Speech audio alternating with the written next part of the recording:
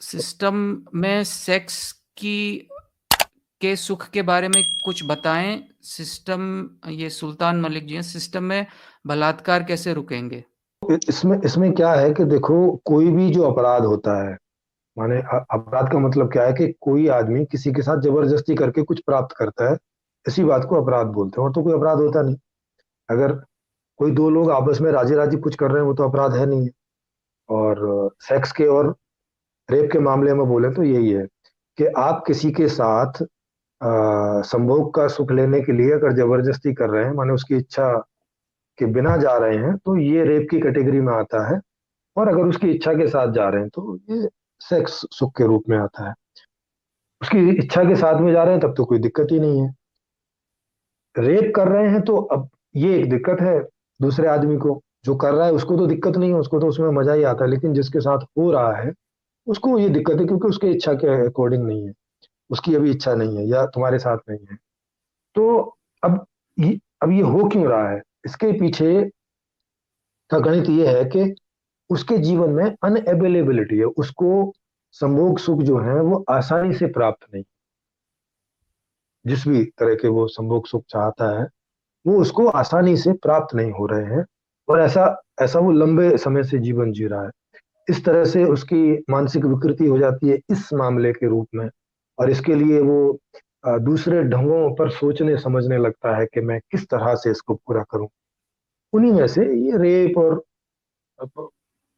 दूसरे प्रकार की चीजें होती हैं कि वो सामाजिक रूप से वैसी प्रतिक्रिया करनी, प्राप्त करने का प्रयास करना। ये सब छोटे प्रयास से लेके और पूरा बलात्कार कर देने तक का प्रयास जो है, ये सब रेप में ही आता है सारा का सारा। तो इस ओर आदमी तभी जाता है जब उसको उसकी अवेलेबिलिटी नहीं रहती है। इसको आप किसी एक सामान्य से उदाहरण से देख सकते हैं कि केजरीवाल की सरकार आने के पहले दिल्ली में 15 साल तक कांग्रेस की सरकार थी। और वहाँ हमारे यहाँ कॉलोनी में, बहुत सारी कॉलोनियों में पानी पंप से नहीं आता था, मतलब उससे लाइन से नहीं आता था। उसके लिए जो है वो मंगाने पड़ते थे, और टैंकर भर भर के। और टैंकर से थोड़ा ही पानी आता था। तो उसके लिए वहां बहुत कई बार लड़ाई होती थी, और हमारे ही इलाके में 2-3 बार तो इतनी लड़ाई हो गई कि मर्डर तक कर दिया एक दो लोगों का। तो चूंकि पानी की अवेलेबिलिटी थी नहीं, और पानी तो अनिवार्य है, जीवन के लिए जरूरी है, तो उसके लिए लोगों ने मारामारी की। अब जब से केजरीवाल की सरकार आई है तो पानी पाइप से आ रहा है सबके यहाँ इजीली। सबके यहाँ टाइम लगा हुआ है कि किसी के यहाँ 7 से 8 आएगा, किसी के यहाँ किसी कॉलोनी के हिस्से में इतना आएगा। सबको अपने टाइम पता है, उतने टाइम पे वहां पानी आ जाता है। सब अपनी मोटर वगैरह चला के अपने टंकियों में भर लेते हैं, और आराम से अब गुजारा चल रहा है। जब से वो सरकार आई है, उसके सरकार के आने के 2-3 महीने में उनको मैनेजमेंट करने में उतना टाइम लगा। उसके बाद से पानी की कोई दिक्कत नहीं है हमारे यहाँ। अब मतलब उसकी अवेलेबिलिटी इजी है, तो अब उसके लिए कोई नहीं लड़ता है। अब किसी के यहाँ पानी कोई वजह से वो टाइम से नहीं भर पाया, कुछ आया, तो दूसरे के यहाँ पास जाता है।